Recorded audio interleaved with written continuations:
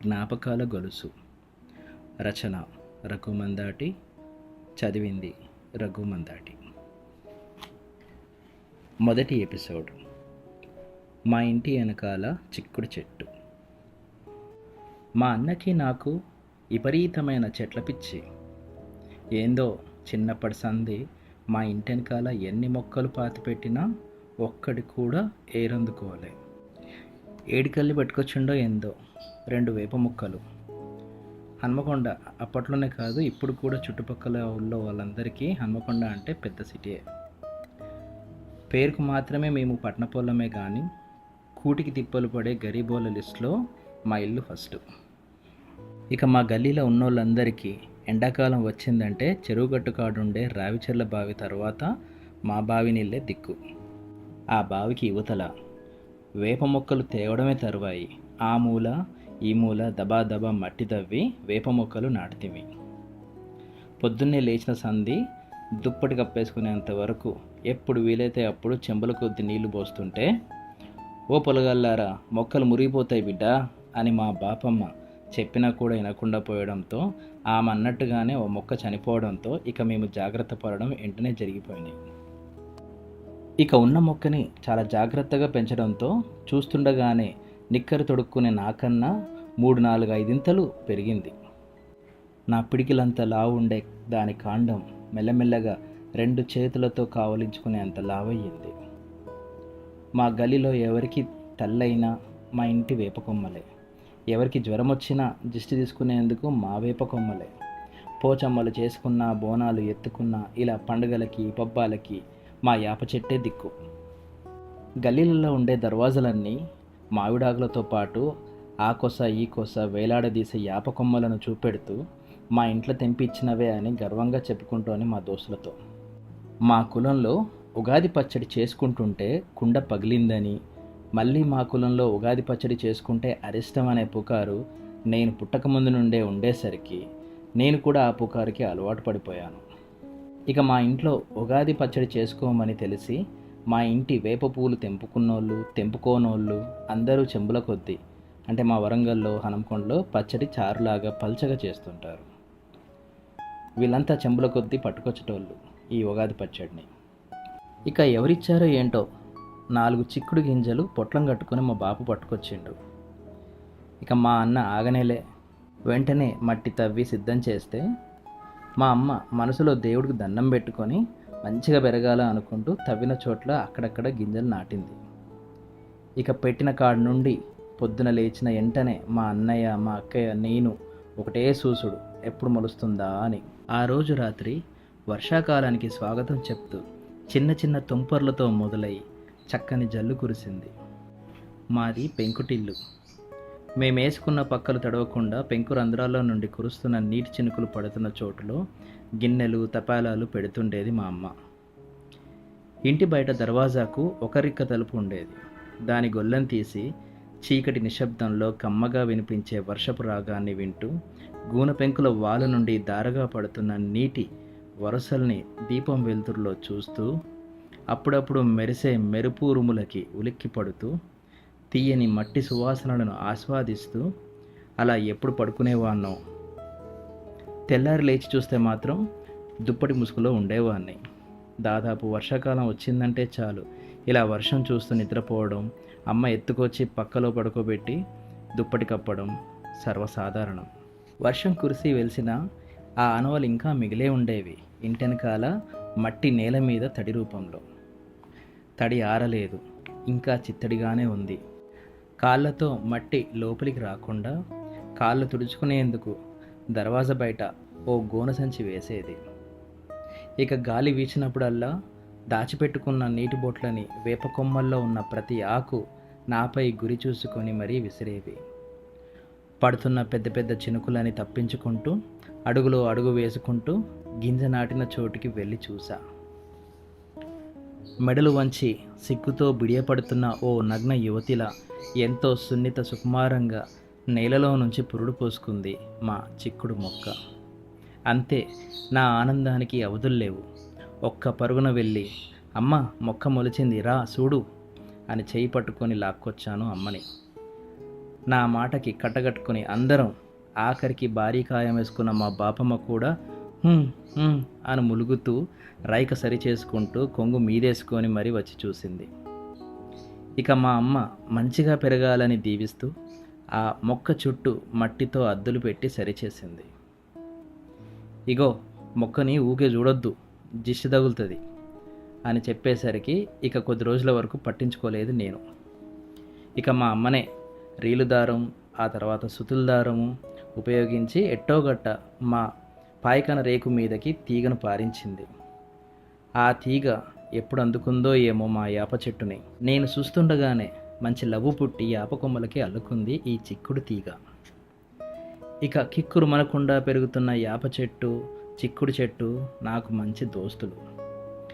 ఏదో సీరియల్లో చూపించినట్టు నేను కూడా ఎవరికీ చెప్పుకోలేని మాటలన్నీ ఈ చెట్లకే చెప్పుకుంటోని. అవి నాకు మంచి దోస్తులు అవ్వడమో లేక వాటికి మాటలు రాకపోవడమో ఏమో కానీ నేను చెప్పిన మాటలన్నీ ఎవరికీ చెప్పకుండా యాప చెట్టు తన కాండం కడుపులో, చిక్కుడు తన సొగసరి తీగ మనసులో దాచుకునేది. అవే గనక నాకు శత్రువులు అయ్యి ఉంటే అప్పుడు మా ఇంట్లో నా ఇజ్జత్ మొత్తం పోయేటిది. ఎన్నెన్ని చెప్పుకుంటోన్నో, నొక్కేసిన చాక్ పీసు ముక్కలు, దొరికిపోయినందుకు టీచర్ కొట్టిన దెబ్బలు, ఇంగ్లీష్ టీచర్పై నేను పెంచుకున్న ఇష్టం, అబ్బో ఆ కథ వేరు. దొంగతనంగా సైకిల్ తొక్కుతూ పైకి కనపడకుండా ఎన్ని దెబ్బలు తగిలించుకున్నానో, ఎవరెవరు నన్ను హేళన చేశారో, ఎవరెవరికి అబద్ధం చెప్పానో, రూపాయి 2 రూపాయలు తీసుకొని మా క్లాస్ పిల్లగాళ్ళందరికీ నోటుబుక్ ముందు పేజీల్లో వారి పేర్లు గీసిచ్చానో, మా అన్నకి తెలియకుండా తన వైట్ బుక్లో నుండి ఎన్ని జంట కమ్మలను చింపుకున్నానో, ఇంకా ఎన్నో మా దోస్తు ఆరిఫ్గానికి కూడా చెప్పుకోలేక ఈ చిక్కుడు చెట్టు పందిరి కింద కాసేపు, వేప చెట్టు మొదలకు సంచిపరుచుకొని ఒరిగి మరీ చూచిరాతలు రాసుకుంటూ కాసేపు చెప్పుకునేటోన్ని. వామో, ఇన్నేసి సంగతులు ఇంట్లో తెలిస్తే ఇంకేమైనా ఉందా, ఇజ్జత్ మొత్తం పోయేటిది. అందుకే ఈ 2 చెట్లంటే నాకు మస్తు ఇష్టం. వాకిలి ఊడ్చి చెత్త ఎత్తుతూ తలెత్తినప్పుడు మా అక్కకి ఓ వింత కనిపించినట్టుంది. గట్టిగా మా అమ్మని పిలిచింది. నేను కూడా జల్దీ ఇంటెనకకు పరిగెట్టాను. ఏమైందో అనుకున్నా. మా అమ్మకు నాకు అదిగో అటు చూడు అని చెప్తే చూసాం. తెల్లని వంకర పూలు పూసాయి మా చిక్కుడు చెట్టుకు. నాకు ఆశ్చర్యం. అమ్మా, చిక్కుడు చెట్టుకు చిక్కుడు కాయలకి బదులు పూలు పూస్తున్నాయి ఎందుకు అని అడిగా. ముందు పూలు పూసి తర్వాత కాయలు కాస్తాయి అని చెప్పింది మెరుస్తున్న ఆనందపు కళ్ళతో. ఇక చూడు, పొద్దున బడికి పోయేటప్పుడు, మధ్యాహ్నం అన్నం బెల్లు మోగి ఇంటికి వచ్చేటప్పుడు, సాయంత్రం ఇంటికొచ్చి చూచురాతలు రాసుకునేటప్పుడు, ఇలా ప్రతిరోజు పూల వంక చూస్తుండగా ఒకరోజు చిన్న చిన్న కాయలు గుత్తులు గుత్తులుగా కనిపించాయి. ఏంటో ఈ వేప చెట్టు ఎంత ఎత్తుందో నాకు సరిగా కనిపించదు, కానీ అంతవరకు ఈ చిక్కుడు చెట్టు దానితో పాటు నా మనసుతోనూ అలుకుపోయింది. ఇది పెద్ద రకం విత్తనం, కొంచెం పెరగగానే తెంపొద్దు, బాగా పెరగాలి, ఒక్క కాయలో 10-12 గింజలు పడతాయి అని బాపు చెప్తే మా అన్న, నేను, అక్క విన్నాం. మా బాపు చెప్పినట్టుగానే కాయలు చాలా పొడవుగా విత్తనాలు దాచుకొని పెరిగాయి. ఇక మా అమ్మ చెప్పడమే ఆలస్యం. మా అన్న ఇంటెనక గోడెక్కడము, చేతికి అందినవి తెంపి వర్కు కాగితం, అదే కవర్ సంచిలో నింపి కిందకి దిగి అమ్మ చేతిలో పెడితే అమ్మ చాలాసేపు తృప్తిగా తాకి ఆ చిక్కుడుకాయలను నార తీసి ఒక్కో గింజకు ఆ పక్క ఈ పక్క తోలు ఉండేలా ఒలుచుకొని శుభ్రంగా కడిగి టమాటాలు కలిపి దట్టంగా మెంతి పొడి, పుదీనా, కొత్తిమీర చల్లి కొంచెం రసం గిన్నె చుట్టూ తిప్పి దేవుడికి దండం పెట్టి చేతిలోకి గంటతో కొంచెం రాసుకొని రుచిని చూసి తృప్తిగా కళ్ళెగరేయడం చూస్తే వంట సూపర్ అని ఇట్టే అర్థమవుతుంది. వెంటనే కాళ్ళు చేతులు కడుక్కొని సిద్ధమయ్యా. నాతో పాటు మా అక్కయ్య, మా అన్నయ్య. ఇక తిన్నాను చూడు, మొదటిసారి నేను కూడా పెద్ద తిండిబోతుననే బిరుదుని నాకు నేనే ఇచ్చేసుకునే అంత తిన్నాను. ఉడికిన ఒక్కో గింజని కసుక్కుమని కొరుకుతుంటే నేను అనుభవించిన ఆనందం తెలియచేయడానికి అబ్బో, తెలుగు పుస్తకాల్లోనే ఏ పదం కూడా సరిపోదు పో. ఇక చూడు, పొద్దుకి 3 పూటలు, వీలు కాకపోతే రోజుకి 1 పూటైనా చిక్కుడుకాయతో వంటకం లేకపోతే నాకు ముద్ద దిగకపోయేది. లూజ్ మోషన్లు అయినా కూడా వదలలేదు. నేను మారం చేసి మరీ వండించుకునేవాడిని. ఎందుకో మరి తిన్న ప్రతిసారి ఓ కొత్త రుచి. వీడికి ఈ చిక్కుడుకాయ కూర పిచ్చేంట్రా బాబు అని విసుక్కున్నా కూడా వదలలేదు. కాయలు పండడం ఆగిపోయేంత వరకు నాకు రోజూ పండగే. ఇక గల్లీలలో ఉన్న వాళ్ళందరి కళ్ళు మన చిక్కుడు చెట్టు మీదనే అని అప్పుడప్పుడు దిష్టి తీస్తుండేది మా అమ్మ. ఆ చెట్ల ముందే మా నాన్న లొల్లి చేస్తోడు. ఆ చెట్ల కిందే మా అమ్మ చిన్నమ్మ చాలాసేపు ముచ్చట్లు పెట్టుకుంటుంటే అవన్నీ వింటున్న నా మెదడులో ఓ సినిమాలాగా కనిపించేది. మా అమ్మకి చిన్నమ్మకి చదువు అంటే తెలియదు, కానీ మమ్మల్ని చదివించడం ముఖ్యమని మాత్రం బాగా తెలుసు. ఈ చెట్టు నీడ కిందే మా ముగ్గురు తాతలు, 2 బాపమ్మలు కళ్ళు మూస్తే పడుకోబెట్టాం. ఈ వేప చెట్టు కిందే మేము, మాతో పాటు మా చిన్నమ్మ కొడుకులు 2 తమ్ములతో కలిసి ఎన్నో ఆటలు ఆడుకున్నాం. ఎన్నో సంతోషాలని, ఎన్నో బాధల్ని మాతో పాటే పంచుకున్నాయి. మా అమ్మకి కాస్త దానగుణం ఎక్కువే. పిడికడు బియ్యం కూడా దానం చేయలేని మేము మా ఇంటికి వచ్చిన వారిని మాత్రం ఉత్త చేతులతో పోనివ్వదు. అడుక్కునేవారు ఎవరైనా వస్తే వారికి చిక్కుడుకాయలు తెంపించేది. ఏ 4-5 కాదు, ఏకంగా జోకితే అవి కిలోకి తక్కువ కాకుండా. ఇంటి చుట్టుపక్కల ఉన్నోళ్ళంతా మా చిక్కుడుకాయ గురించి తెగ చెప్పుకునేటోళ్ళు. ఎవరు చెప్పినా కూడా మా అమ్మ ₹1 తీసుకొని కాయని ఎవ్వరికీ అమ్మలేదు.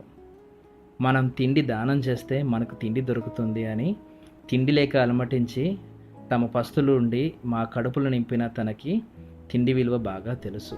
అడుక్కునేవారు ఎవరొచ్చినా కనీసం వారంలో ఒకరికైనా 2కైనా భోజనం పెడుతుండేది. ఏమో, హైదరాబాద్ వచ్చిన కొత్తలో డబ్బులు లేకుండా గడిపిన రోజులు ఉన్నాయి, కానీ తిండి లేకుండా గడిపిన రోజు మాత్రం నాకు ఎదురుపడకపోవడం మా అమ్మ చేసుకున్న పుణ్యం వల్ల నాకు కలిగిన అదృష్టం అని ఖచ్చితంగా చెప్పగలను. మా అమ్మ చెప్తుండేది, తిండి లేకుండా చావడానికి మించిన దరిద్రపు చావు ఇంకొకటి ఉండదని. ఆ రకంగా మా అమ్మ మా చెట్టున పెరిగిన కాయలన్నీ మహేంద్ర షాపు కవర్ సంచిలో, అప్పట్లో నేను చూసిన మొట్టమొదటి పెద్ద కవర్ సంచి అదే.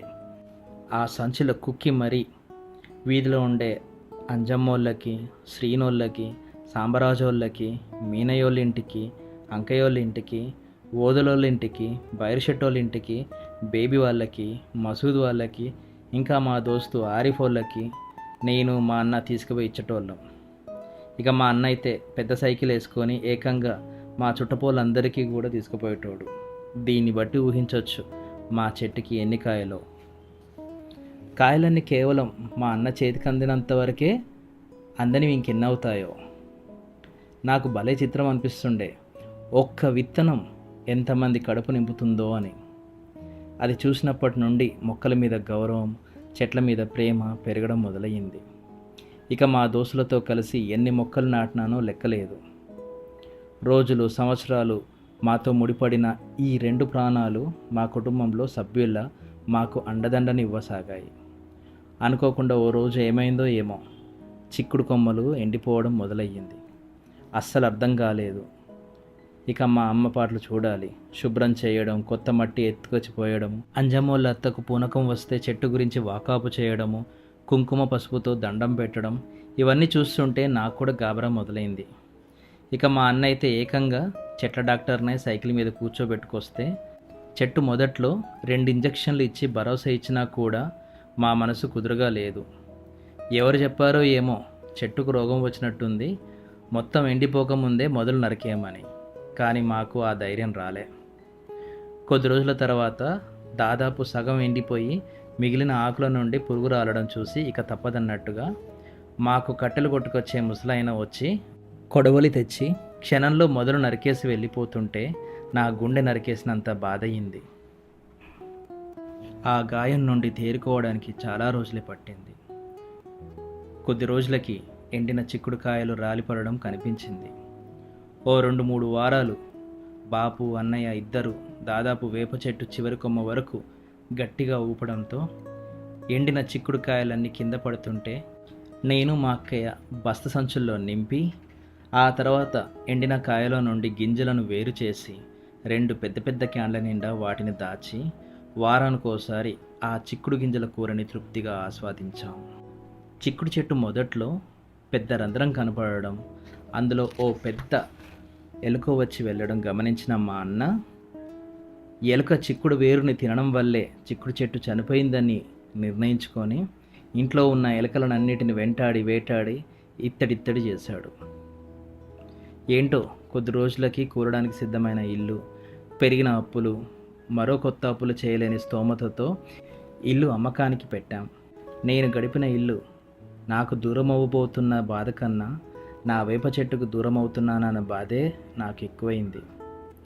ఎంత చేదుకాయలను పుట్టించినా ఆ చెట్టులో ఓ తీయని మనసుందని నా కోసం రాల్చిన, నేను ఆస్వాదించిన ప్రతి వేప పండులో నాకు అవగతమైంది.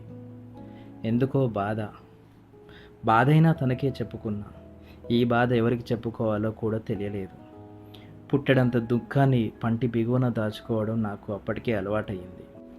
ఏంటో ఆ రోజు మా ఇంట్లో మేము గడవబోయే చివరి రోజు.